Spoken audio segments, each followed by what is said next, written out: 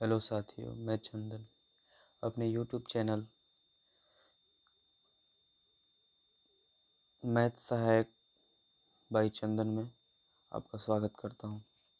आज हम पढ़ने वाले हैं दिल्ली बोर्ड के पूरा सॉल्व करेंगे। दिल्ली बोर्ड जो मैथ का पेपर हुआ है उसको सॉल्व करेंगे पूरा इजी कॉन्सेप्ट में, पूरा डिटेल से समझेंगे फार्मूला के साथ।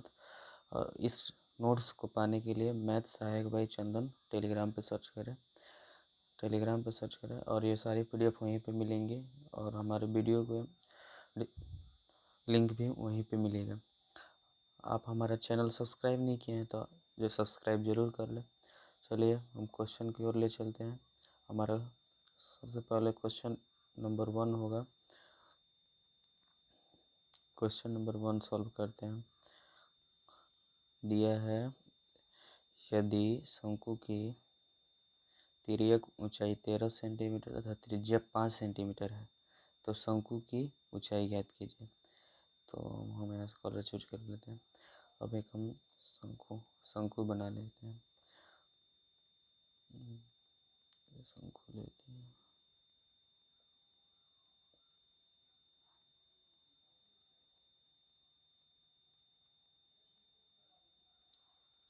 ये हमारा शंकु हो गया।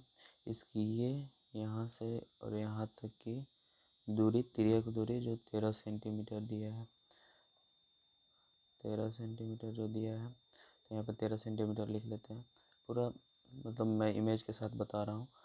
यहाँ पे 13 सेंटीमीटर ये हो जाएगा और ये 5 सेंटीमीटर जो आर दिया है, त्रिज्या 5 सेंटीमीटर दिया है। और ये यहाँ से और यहाँ तक जो दूरी दी है, ये देखिए यहाँ से यहाँ तक एक त्रिभुज, इसका नाम लिख देते हैं ए, ये ओ, ये बी। त्रिभुज ए ओ बी, ए ओ बी को देखते हैं तो ये ट्रायंगल और एक ट्रायंगल बन रहा है जो समकोण त्रिभुज है। तो समकोण त्रिभुज है तो पाइथागोरस प्रमेय यहाँ लगाएंगे। पाइथागोरस प्रमेय क्या होता है? कर्ण का स्क्वायर इक्वल टू लंब का स्क्वायर इक्वल टू प्लस आधार का स्क्वायर। तो इसमें हमारा क्या क्या दिया है? कर्ण दे दिया है 13 सेंटीमीटर। तो कर्ण लिखेंगे 13 सेंटीमीटर, 13 का स्क्वायर और लंब का स्क्वायर कितना दिया है? यहाँ पे लंब हमको बताना है, मतलब कि जिसको ये हाइट है इसको हमको बताना है। तो हाइट बताना है तो यहाँ पे h लिख देते हैं, h का स्क्वायर प्लस आधार का स्क्वायर, यानी यहाँ त्रिज्या r है यानी 5 सेंटीमीटर, 5 का स्क्वायर यानी 13 का यहाँ पे वर्ग क्या होगा? 169 इक्वल टू यहाँ पे तो h का मान ज्ञात करना, h स्क्वायर प्लस 25। अब यहाँ पर हम देखते हैं,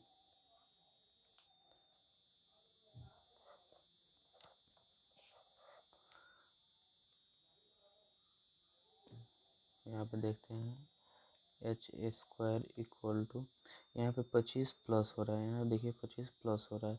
इधर इस स्क्वायर मतलब इस इक्वल टू बराबर के इधर इस साइड आएगा तो ये माइनस हो जाएगा। तो 169 minus 25, H square equal to 169 में से 25 चला जाएगा तो कितना होगा? 144 होगा। 144 किसका वर्गमूल है?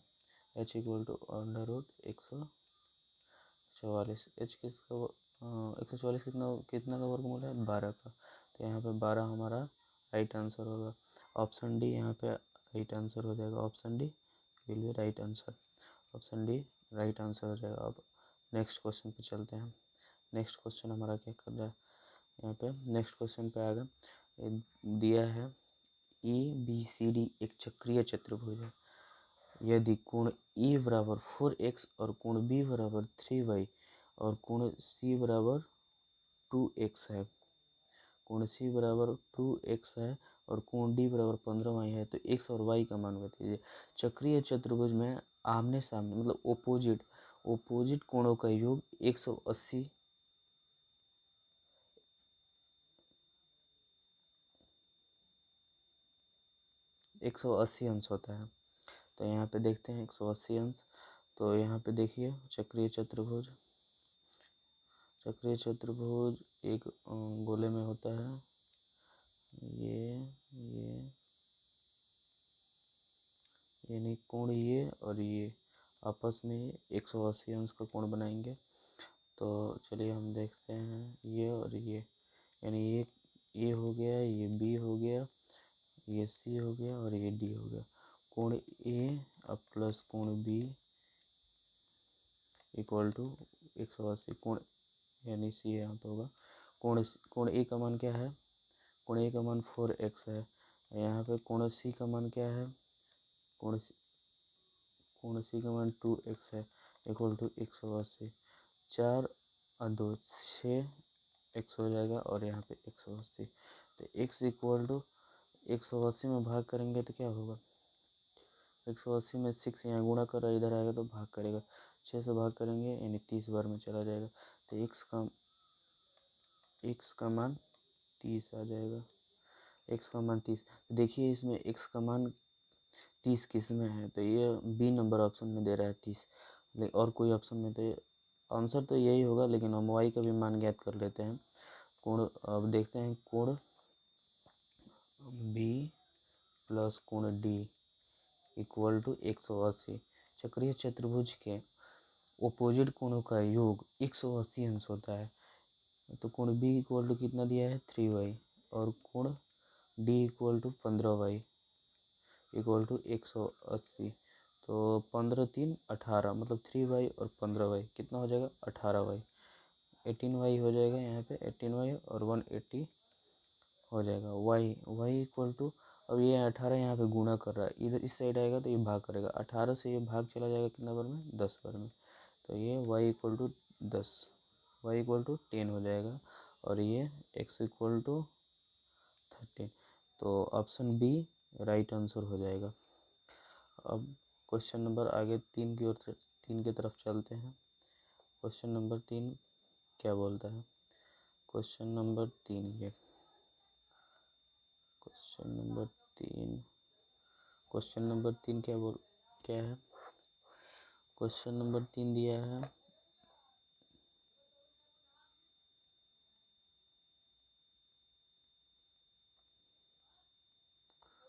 क्वेश्चन नंबर 3 दिया है और 7 का पावर, यहाँ पे 7 का पावर 5 लिया है इंटू 7 का पावर 8।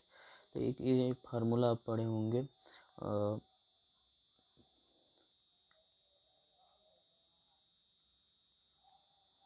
जिसका बेस बराबर होता है। जैसे यहाँ पे आप पढ़े होंगे M A into M B equal to M A plus B, ये फार्मूला होता है, ये सूत्र होता है। उसी तरह इसका देखिए यहाँ पे बेस बराबर है, दोनों तरफ 7 7 है, एन डॉट का मतलब यहाँ इंटू है, तो हम अप्लाई कर लेंगे 7 गुणे 7, इस 7 का पावर 5 है, यहाँ 7 का पावर 8 है, तो इसका क्या होगा? 7 आपस में जुड़ेंगे, 5 प्लस 8, तो इसका आंसर 8 और 5, 8 और 5 कितना हो जाएगा? 13। तो ऑप्शन देखिए, ये 7 का पावर 13 किस ऑप्शन में है? ऑप्शन सी में है, तो हमारा आंसर सी हो जाएगा। हमारा आंसर सी हो जाएगा। अब अगला क्वेश्चन चलते हैं। 6 नंबर क्वेश्चन क्या बोल रहा है? बोल रहा है दो चर वाले रैखिक समीकरण a x plus B Y plus C equal to 0 के रूप में होता है, तो जहाँ इसमें क्या क्या सेटिस्फाइड कर रहा है वो हम देखेंगे। देखिए क्वेश्चन दिया है, मतलब दो चर वाले रैखिक समीकरण होने चाहिए। तो अब देखिए हम सर देखते हैं, दिया है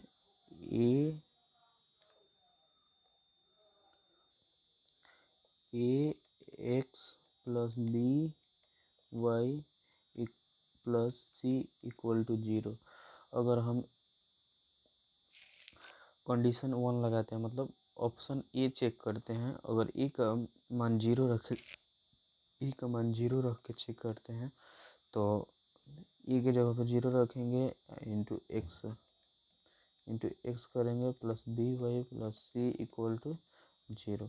ये तो 0 हो जाएगा, 0 plus B Y plus C equal to 0। तो यानी ये कंडीशन सेटिस्फाइड नहीं कर रहा है, क्योंकि यहाँ पे एक चर वाला राशि हो जा रहा है। आप पूछा है हमारा दो चर वाली राशि, तो ए नॉट इक्वल टू बी, यानी ये कंडीशन फॉलो करेगा, ए नॉट इक्वल टू बी। तो इसमें देखते हैं इसमें कौन सा है ए नॉट इक्वल टू बी। ये यहाँ पे भी है नॉट इक्वल टू, और यहाँ पे भी है नॉट इक्वल टू, यहाँ पे भी। तो एक कंडीशन यानी दो यहाँ पे तो हमको मिल गया, ये मिल गया और ये मिल गया ऑप्शन, लेकिन इसमें से तो कोई एक होगा। अब बी नंबर चेक करते हैं। बी इक्वल टू अगर 0 हम लोग इस इक्वेशन में रख लेते हैं, इस इक्वेशन में बी इक्वल टू 0 रखते हैं, तो बी की जगह पे 0 रख लेते हैं। एक्स प्लस बी की जगह पे 0 रखेंगे तो ये 0 हो जाएगा, प्लस सी इक्वल टू 0। तो a x plus C equal to 0। तो यह भी एक चर वाला हो जाएगा। तो ये भी एक चर वाला हो जाएगा। तो ये भी हमारा कंडीशन नॉट सेटिस्फाइड, ये भी कंडीशन सेटिस्फाइड नहीं कर रहा है। तो बी नॉट इक्वल टू 0, ये और ये दोनों कंडीशन किस ऑप्शन में मिल रहे हैं, यही हमारा आंसर हो जाएगा। तो हम देख रहे हैं यहाँ पे हमारा डी नंबर क्वेश्चन का आंसर हो जाएगा।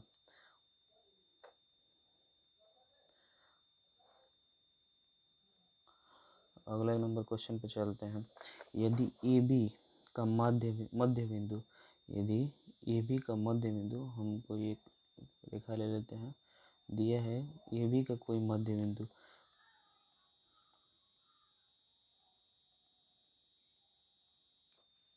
ये रहा हमारा ए बी का कोई मध्य बिंदु,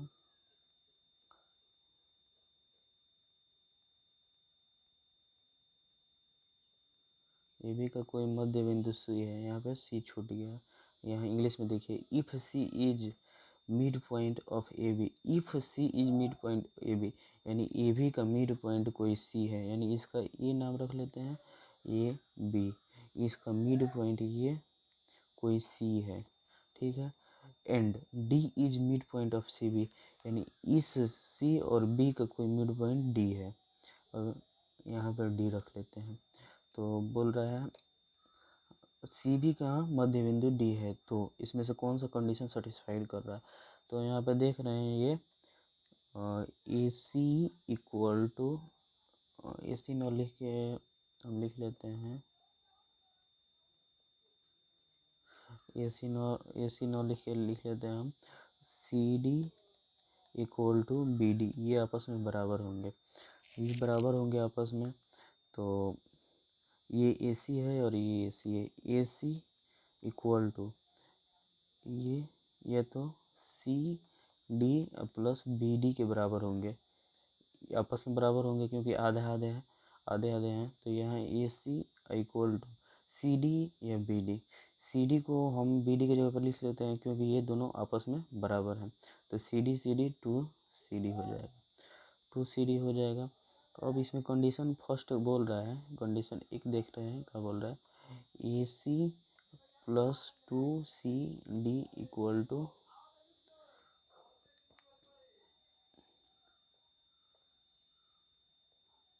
इक्वल टू क्या दिया है, equal to A b, a भी दिया है, ए भी दिया है। तो देखते हैं ए सी, मतलब ये ए और सी इतना हो गया, ये दूरी, ठीक है, वो प्लस प्लस प्लस ये सी डी और ये सी डी, टू सी डी, यानी दोनों मिल के पूरे ये ड्रॉ कर रहे हैं, यानी ए भी के बराबर है, यानी फर्स्ट कंडीशन हमारा सेटिस्फाइड कर रहा है, ए नंबर को सेटिस्फाइड कर रहा है, ए नंबर ऑप्शन हमारा सेटिस्फाइड कर रहा है। अब हमारा नेक्स्ट क्वेश्चन की तरफ चलते हैं। नेक्स्ट क्वेश्चन हमारा क्या बोल रहा है, क्या कह रहा है, नेक्स्ट क्वेश्चन 8 बोला है, एक त्रिभुज जिसकी भुजा 22 सेंटीमीटर है, कोई त्रिभुज है, यहाँ पे कोई हमारा त्रिभुज हम लोग बना लेते हैं, कोई त्रिभुज विषम बाहु है, इनके भुजा 22 सेंटीमीटर है, देख रहे हैं 18 सेंटीमीटर 26 सेंटीमीटर है।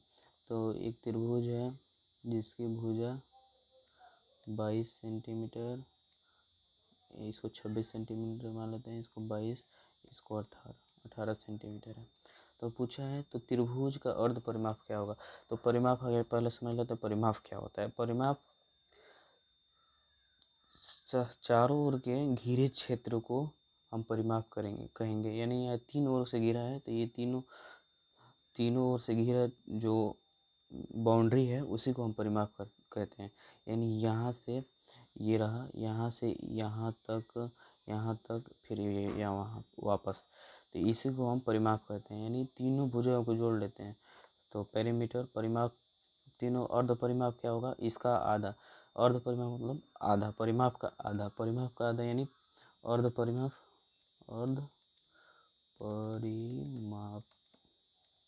अर्ध परिमाप का होगा, अर्ध परिमाप equal to A plus B plus C upon 2। ठीक है, परिमाप पूछा तो A plus B plus C हो जाएगा। तो A plus B plus C के जगह पर रख लेते हैं 22, 26 एंड 18 2। इसको ऐड करेंगे तो हम देखते हैं 6 2 8 8 16 66 आएगा, 66/2। अब 2 से इसको काट लेंगे तो ये 33 बार में चला जाएगा, यानी 33 सेंटीमीटर इसका आंसर हो जाएगा। ऑप्शन सी आंसर हो जाएगा हमारा। अब अगले नंबर क्वेश्चन 8, कौन सा बहुपद का शून्यक नहीं होता है। बहुपद क्या होता है, बहुपद वह अवयव है जिसकी घात न तो ऋणात्मक न तो भिन्नात्मक हो, ठीक है, न अपरिमेय हो, उसी को हम बहुपद कहते हैं। तो बहुपद का कौन सा एक शून्यक नहीं है। तो इसमें सभी में चेक कर लेते हैं जीरो से इक्वेट करके।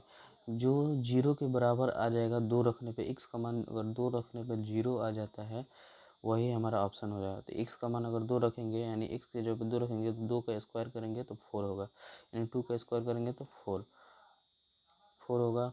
4 + 2 = 0, यानी ये तो 6 हो जाएगा। ये तो नहीं होने वाला है, ये तो होगा नहीं। इसको हटा देते हैं। अब ऑप्शन नंबर बी पे चलते हैं। दिया है x - 2 = 0। अब x का जगह पे 2 रखते हैं तो 2 - 2 = 0, यानी ये 0 = 0, यानी 0 के बराबर आ जा रहा है, यानी 0 आ रहा है यहाँ। तो या इसको अगर हम चेक करते हैं x - 2 = 0, अगर x का मान 2 आ जाता है तो वो भी हमारा एक शून्य हो जाएगा। तो ये माइनस इधर है, 0 की इस साइड आएगा तो प्लस हो जाएगा, यानी ये 2, यानी ये हमारा शून्यक है। तो बी आंसर हमारा सही है, बी ऑप्शन सही है। 10 नंबर हमारा क्वेश्चन क्या, 9 नंबर हमारा क्वेश्चन क्या बोल रहा है। एक समकोण त्रिभुज, कोई एक समकोण राइट एंगल ट्राइंगल है, कोई हमारा एक समकोण त्रिभुज है, तो समकोण त्रिभुज देख लेते हैं। उसके बाद ये हमारा समकोण त्रिभुज हो गया, ठीक है। ये इसको ए, ये बी, ये सी बोल रहा है कोण ए का मान ज्ञात करना, यानी ये वाला इसका मान ज्ञात करना। ए 90 डिग्री है और कंडीशन क्या दिया है, ए बी बराबर बी सी, यानी ये आपस में भुजा बराबर है। अब त्रिभुज के तीनों कोणों का योग 180 अंश होता है। त्रिभुज के तीनों कोणों का योग 180 अंश होता है, जिसमें कोण ए का मान तो कोण बी का तो मान 90 डिग्री होगा, यानी कोण और कोण सी, यानी कोण ए प्लस कोण सी = 90 डिग्री होगा, क्योंकि कोण बी का मान 90 है, यहाँ पे दिया है। समकोण त्रिभुज है तो इधर आएगा 180 इक्वल टू के इस साइड आएगा तो 180 में से -90 करेंगे तो +90 आ जाएगा, ये होगा। लेकिन उससे पहले हम जान लेते हैं कि अगर त्रिभुज के अगर दो भुजाएं आपस में बराबर हैं तो उनके सामने बनने वाले दोनों कोण आपस में बराबर होते हैं। तो ये दोनों कोण तो 90 डिग्री होंगे, तो यानी ये भी 45 होगा और ये भी 45 है, ये भी 45 होगा। तो ये दोनों कोण आपस में मिलके 90 डिग्री बना ले रहे हैं, यानी ये कोण 45 होगा, ये भी कोण 45 होगा। तो ऑप्शन नंबर ए आंसर हमारा सही हो जाएगा। ऑप्शन नंबर ए हमारा आंसर सही हो जाएगा।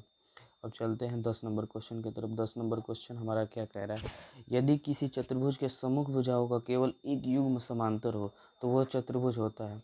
आपने देखा होगा समलंब, ये समलंब चतुर्भुज होता है।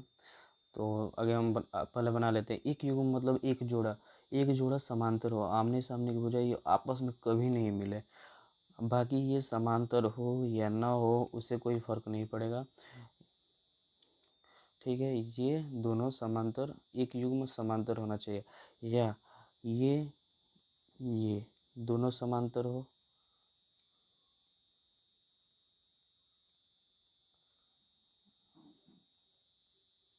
दोनों समांतर हो, ये दोनों समांतर हो, तो इसको हम समलंब चतुर्भुज कहते हैं।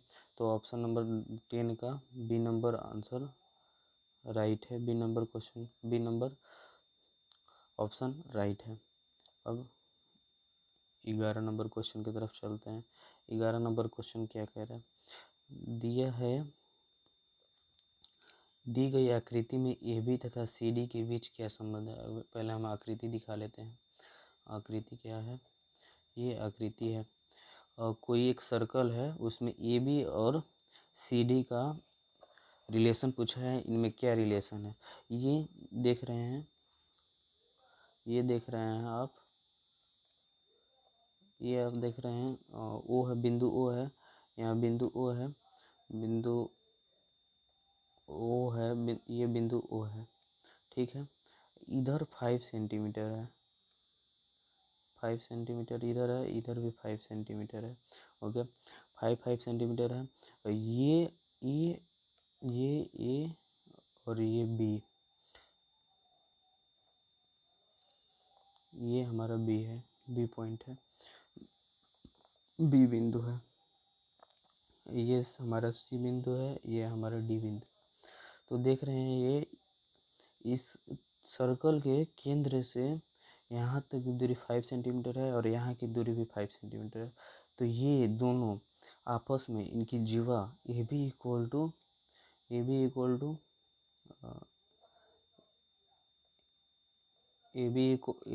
टू सी डी हो जाएगा, A B equal to C D. तो देखते हैं इसमें हमारा कौन सा ऑप्शन सही है। A B equal to C D, यहाँ पे देख रहे हैं सी नंबर ऑप्शन हमारा एकदम सही है, हम इसको टिक कर लेंगे, ठीक है, हमारा ये ऑप्शन सही है। अब चलते हैं हम 11 नंबर क्वेश्चन पे। 12 नंबर क्वेश्चन पे 12 नंबर क्वेश्चन हमारा क्या कह रहा है, 12 नंबर क्वेश्चन है, दी गई संपूरक कोण का अनुपात 2:3 है। दी गई संपूरक कोण का अनुपात 2:3 है। यानी संपूरक कोण का मतलब जिन दो कोणों का योग 180 अंश हो या जिसका मान 180 हो, जिस कोण का मान। तो यहाँ पे संपूरक कोण का मान मतलब 2:3 दिया है, यानी इसका मान लेते हैं 2x संबंधित 3x, ये x कैंसिल हो जाएगा, उससे कोई मतलब नहीं है। तो 2x + 3x इक्वल टू 180 यानी 180 अंश, इसी को संपूरक कोण कहते हैं। और इसको जोड़ेंगे तो 3 2 5 हो जाएगा, 5x इक्वल टू 180। तो x इक्वल टू 180 में 5 से भाग करेंगे, कितना हो जाएगा 5 15 यानी 36 अंश, यानी x का मान 36 आ जाएगा। पूछा है तो इसमें बड़ा कोण क्या कौन सा होगा, यानी 36 दूना 72 होता है और 36 3 108, तो ये बड़ा कोण 108 होगा। डी नंबर आंसर सही है। डी नंबर क्वेश्चन का आंसर एकदम सही होगा, डी नंबर।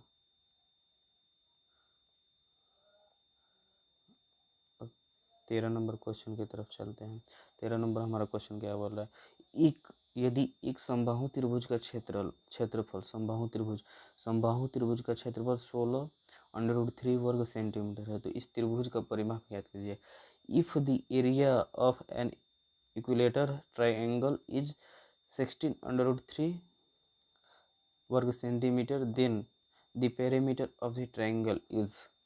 तो देखते हैं एक समबाहु त्रिभुज बना लेते हैं। समबाहु त्रिभुज का वैसे क्षेत्रफल होता है, डायरेक्ट हम बता रहे हैं। समबाहु त्रिभुज का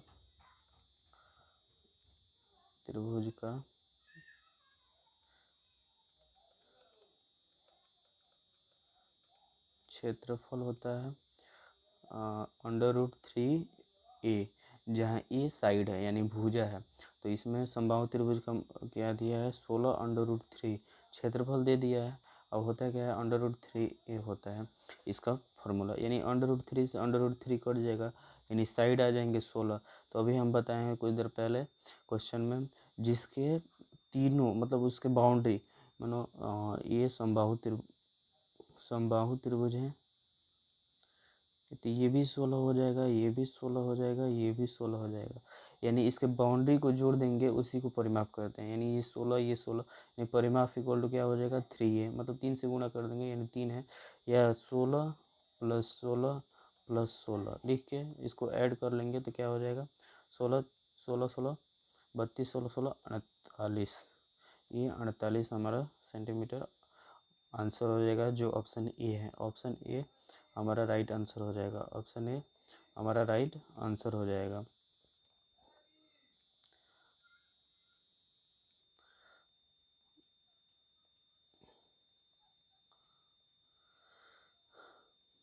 अब हम चलते हैं 14 नंबर क्वेश्चन की तरफ।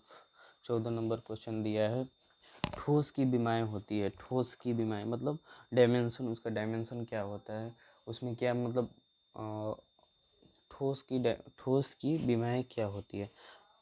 ठोस की विमा वैसे ठोस की विमा 3 डायमेंशन होती है। तो पहले बता देते हैं, जैसे कि आप देते हैं क्यूब देखे होंगे, क्यूब हमारा 3D है। क्यूब हमारा 3 मतलब उसमें हाइट भी है,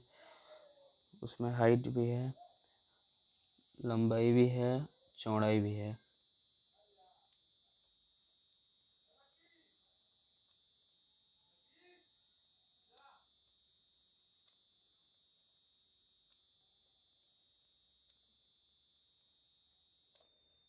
आप देख रहे हैं ये हाइट हमारा है, ये हाइट हो गया, ये लंबाई हो गया, ये हमारा लंबाई हो गया, और ये हमारा चौड़ाई हो गया।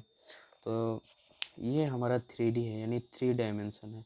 3D तो ठोस है, यानी ये ठोस है। ठोस का हमारा 3 डायमेंशन है। एक साथ हम दो ही को देख सकते हैं, मतलब दो ही साइड को देख सकते हैं, 3 साइड को नहीं देख सकते हैं। तो हमारे ठोस में 3 डायमेंशन होते हैं।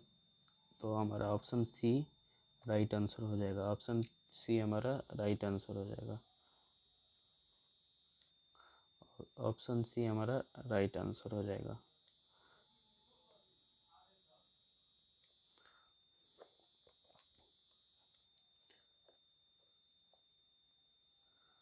अब अगला नंबर क्वेश्चन की तरफ चलते हैं। अगला नंबर क्वेश्चन क्या है 14 हो गया। 15 नंबर क्वेश्चन की तरफ चलते हैं। 15 नंबर क्वेश्चन दिया है 1, -2 किस समीकरण का हल है। तो यहाँ तो ऑप्शन कोई नहीं है, इसको हम स्किप करते हैं।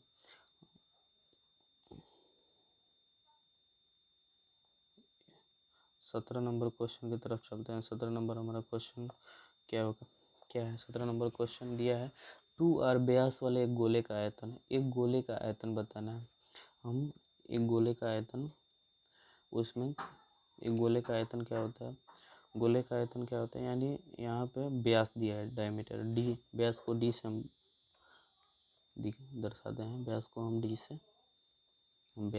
से दिखाते हैं। डी इक्वल टू 2r दिया है, तो यानी त्रिज्या क्या हो जाएगा r इक्वल टू 2r अपन 2 से भाग करेंगे कट जाएगा। ठीक है, त्रिज्या हमारा क्या हो जाएगा, इसको हिंदी में लिख लेते हैं, आप कंफ्यूज हो जाएंगे यहाँ पे हम r लिखे हैं तो।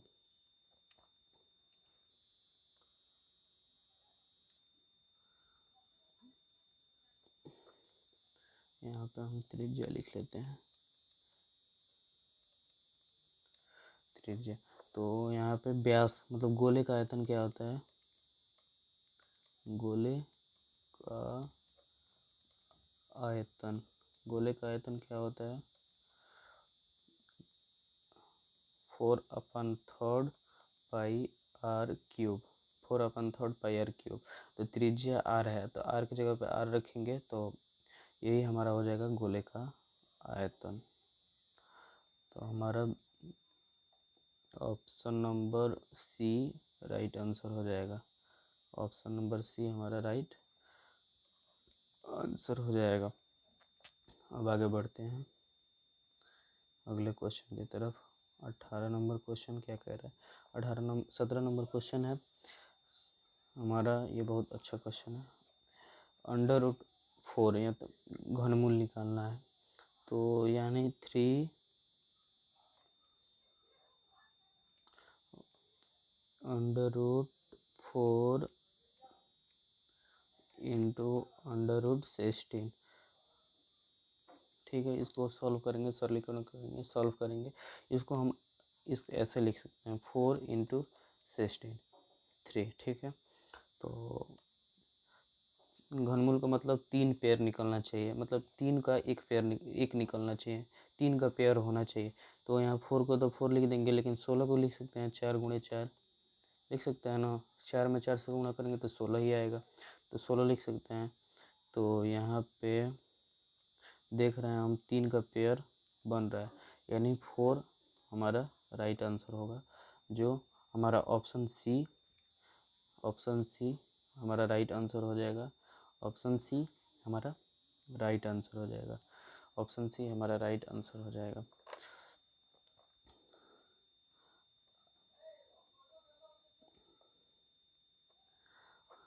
आज के लिए इतना ही, मिलते हैं अगले वीडियो में। आप हमारे टेलीग्राम चैनल